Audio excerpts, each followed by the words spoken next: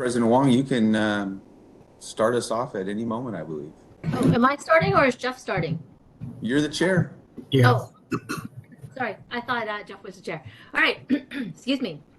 Well, let's go ahead and get started. It's 1 o'clock, so I'm going to call this meeting to order. I'm going to call roll. So, Lillian Wong, I'm here. Dr. Bragg and Dr. Garcia. Present. All right, we have quorum because all three of us are here. Let's go ahead and move on to item number 2, which is to take public comment for items not on the agenda.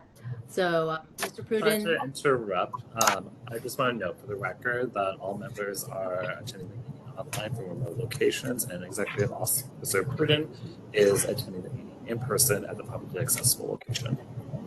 Thank you. Yes.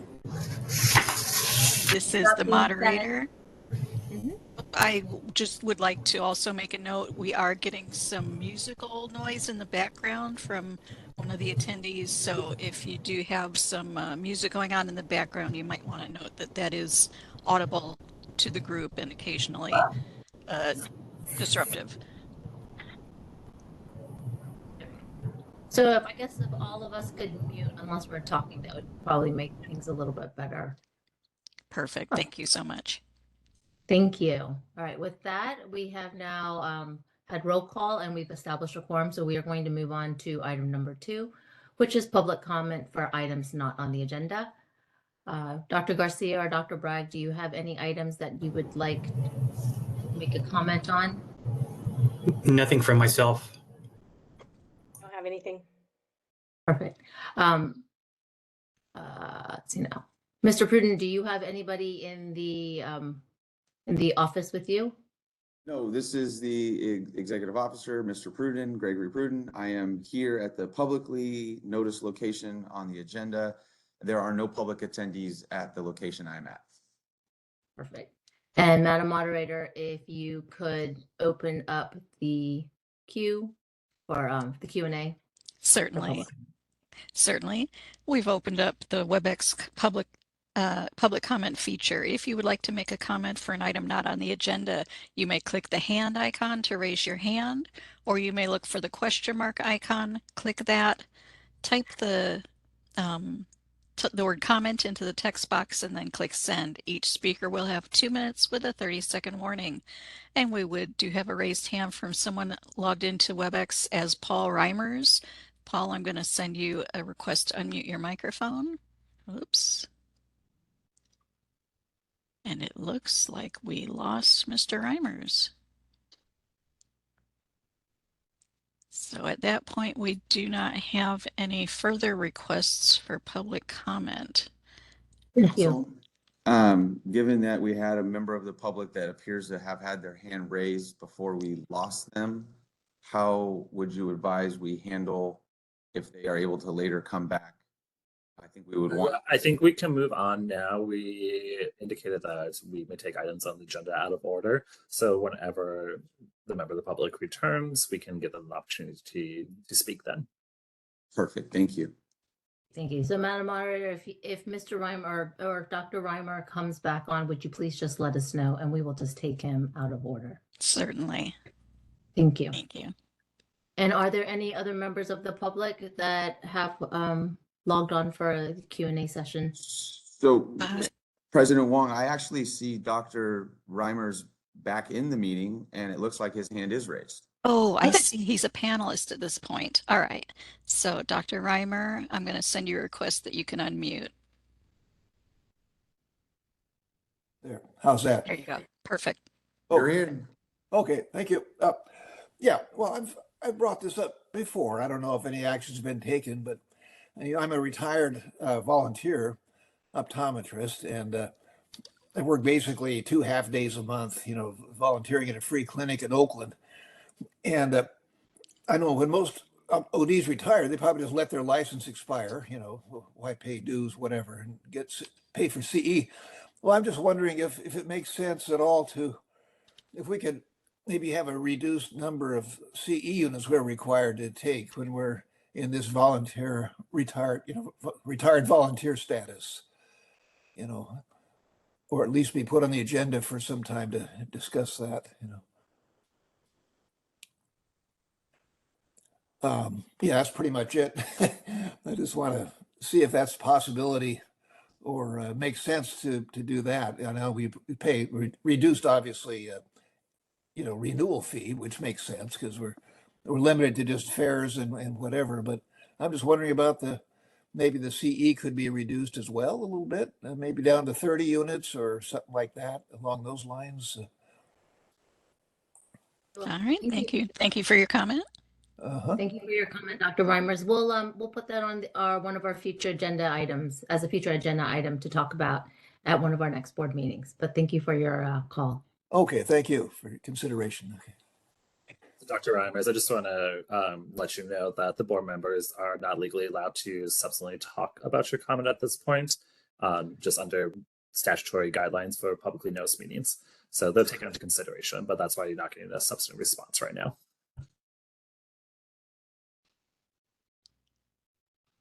I think And- he's me. And I do have no further requests for public comment at this time. Great. Thank you very much. With You're that being said, and again, thank you to Dr. Reimer for bringing up that point. We will bring it up at a future board meeting. We are now going to move on to item number 3, which is discussion and possible action on our April 5th, 2024 Practice and Education Committee draft meeting minutes. Dr. Garcia and Dr. Bragg, do either of you have any comments about our April 5, 2024 meeting minutes? I don't have any comments. Ms. Dr. Garcia, no comments, no corrections. I move to accept I the don't- minutes as written. And can I get a second? I second that. Perfect. And then let's go ahead and move on to public comment. Executive do you have Officer, anybody? I'm located at the publicly noticed location listed on the agenda. There are no members of the public located where I am. Perfect.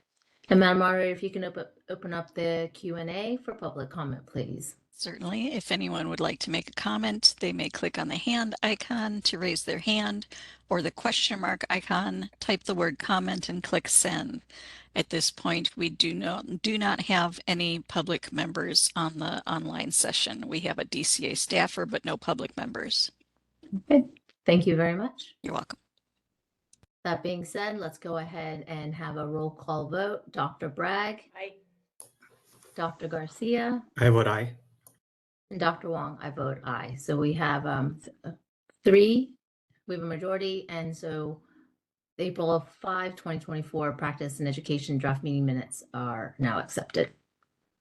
That being said, let's go ahead and let's move on to item number 4, which is discussion and possible action on our continuing education course approval requests pursuant to Title 16 of the California Code of Regulations, Section 1536.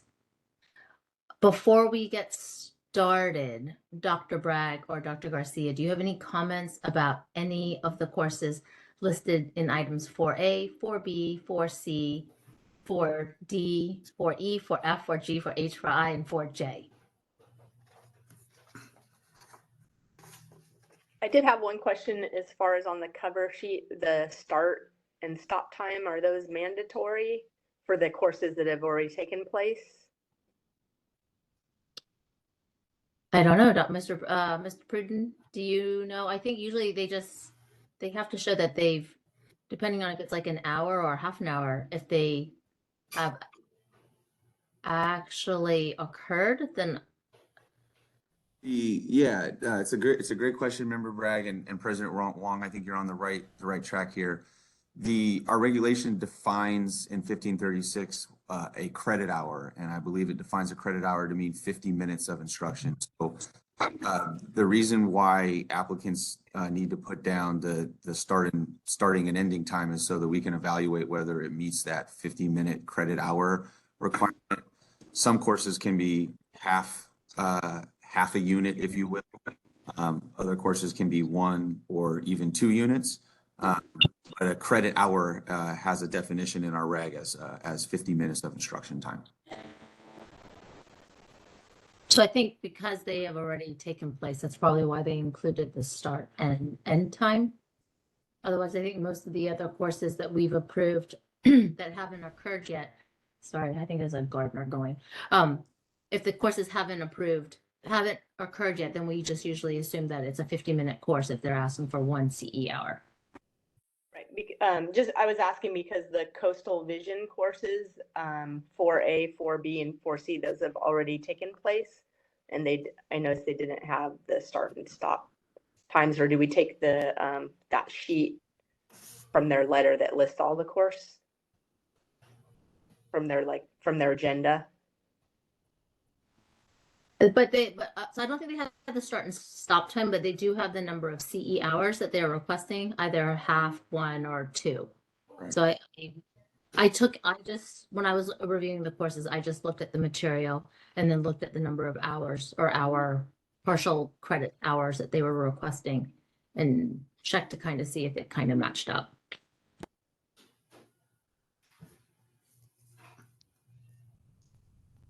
Are we okay with that sort? Just assuming that if they ask for 1 credit hour, that we're assuming that they gave probably a 15-minute talk, even though it already occurred and they didn't write down the start or stop time.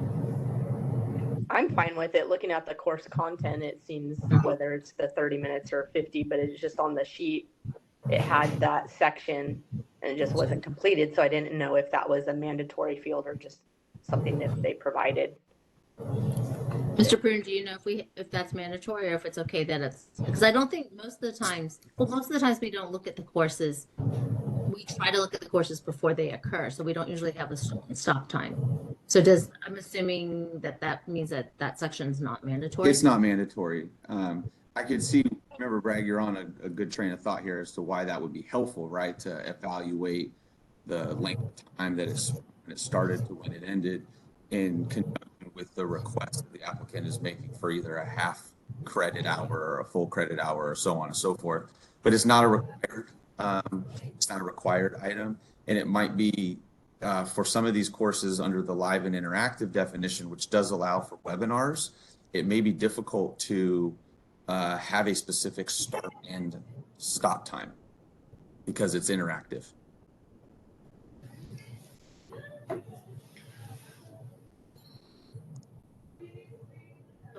I have one other item. So item number CIV, so item C4C4, it's called Seeing Eye to Eye, Addressing Patient Dissatisfaction in Eye Care. They marked patient management, and I'm assuming patient management, the category falls under general, and I just wanted to confirm that it's general and not patient management. Part of the review that this committee is able to perform is to determine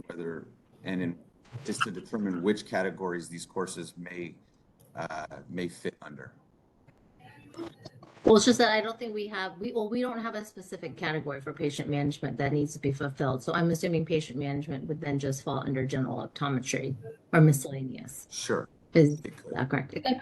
Right, that was my only question. So they put down patient management, but I think it would also fall under general for their CE hours. Does anybody have any other comments about any of the other items 4A through 4J? Yes, Member Garcia, I had one. It could have gone either way. It was item 4F1. It was Kaiser's titled Interesting Cases. Mm-hmm. I believe that's the one where there were 3 presenters, and it was kind of a blend of a little bit of ocular disease and some low vision. And it was classified under ocular disease. Yeah, I looked at that one too. The majority of the material looked like it was mostly ocular disease with some references to low vision. Right. And because of that, I was okay with calling it 1 hour of ocular disease because the amount of low vision, the number of slides that covered low vision were pretty minimal compared to the overall total number of PowerPoint slides. But I mean, we could always do half and half if we wanted to also, but I was okay with the 1 hour for ocular disease after looking through all the PowerPoint slides. Yeah, I agree that I could have gone either way. That was the only one that I thought was a little borderline, but I'm okay with ocular disease for an hour. Yeah, that one raised a flag for me at first also, but then when I actually looked at all the material, I was okay with it being ocular disease. Okay, good enough. I have nothing else. Okay, Dr. Bragg, do you have any comments about any of the items 4A through 4J? For 4I, the Helm Vision Group, is treatment of ocular Demodex. It had Yes. it as general, and I didn't know if, even though they applied for general, we could classify it as TPA, or you just stick with general when that's what they're asking for approval for. I think I would probably keep that one probably more towards general. They did talk about off-label use of like one or two of the medications that they were talking about. So since it's off-label, I don't know if I would like classify it as TPA yet until it's been FDA approved.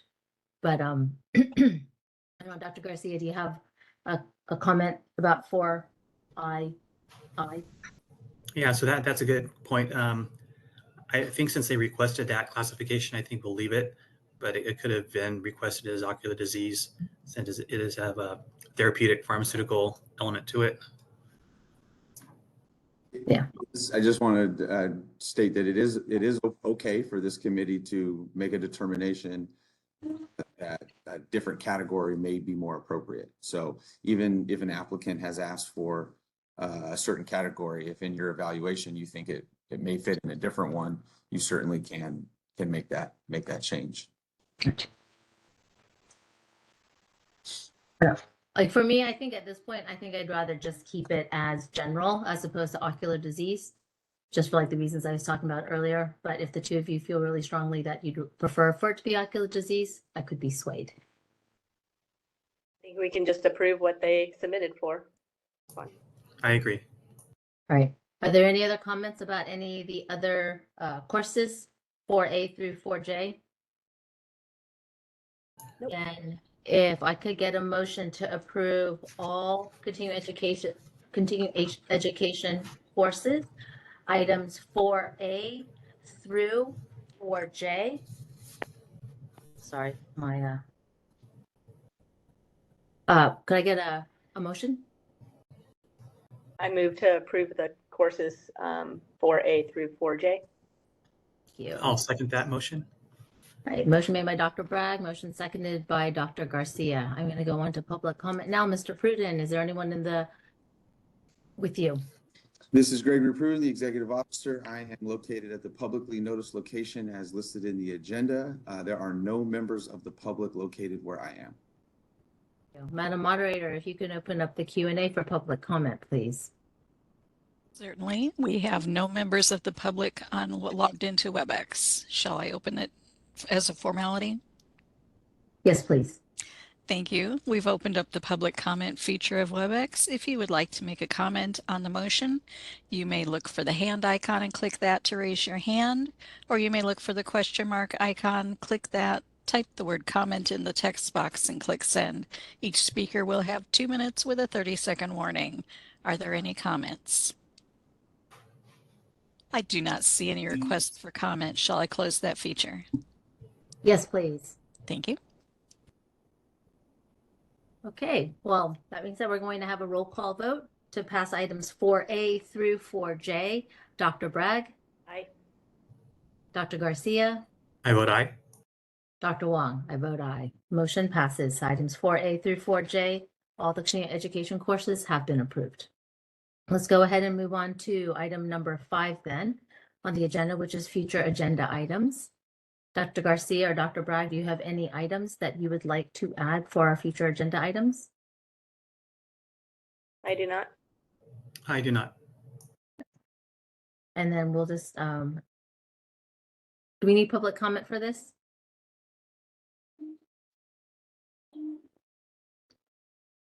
Mr. Pruden or Brennan, Sorry. do we? Had an issue hitting my mute button. Yes, we should take public comment. Okay, let's go ahead and have public comment. Mr. Pruden, do you have anyone in your office with you right now? Again, this is Mr. Pruden, executive officer with the board. I'm located at the publicly noticed location listed in the agenda. There are no members of the public located where I am. Thank you. Madam Moderator, if you could open up the Q&A for public comment, please. Certainly. We've opened up the WebEx features for public comment. If you would like to make a comment on future agenda items, you may look for the hand icon and click that to raise your hand, or you may look for the question mark icon, click that, type the word comment into the text box and click send. Each speaker will have 2 minutes with a 30-second warning. Are there any comments on future agenda items? I do not see any requests for comment. Shall I close that feature? Yes, please. Thank you. So if we could please go ahead and just have staff make a note that we would like to talk about the number of continuing education hours required for our retired volunteers. What's the category, Greg?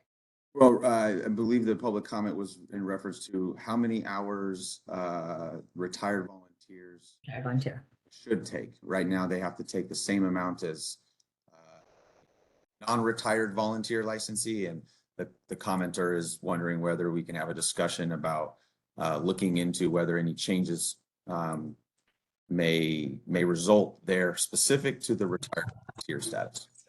Perfect. So let's go ahead and just make a note to put that on our future agenda items for our next meeting or two. Yep. And then also, I think we've talked about this in the past, but maybe just sort of put it back at the top of our list about the different categorizations of our continuing education courses to make things a little bit more transparent for all of our professional members. If you're referring to what we have talked about as COPE alignment, yes, that is something that we have as a future agenda item and look forward to discussing both with the board and this committee. Perfect. Thank you. I think those are the only two things that we just want to put on again on our future agenda items list. And let's go ahead and move on to item number 6 then, which is adjournment. Thank you, everybody, for your time for attending today's meeting. Thank you. Thank Right. you. Thank you, everybody. Thank you, Wow. staff, for all the good work on these as well. Yes. Makes Thank our you, jobs everybody. easier. Thank you. Thanks, everybody. Happy Friday. All right. Happy Friday, guys, and happy Father's Day to everybody. Yeah, happy Father's Day. Thank you. Thank you. Bye. Bye-bye.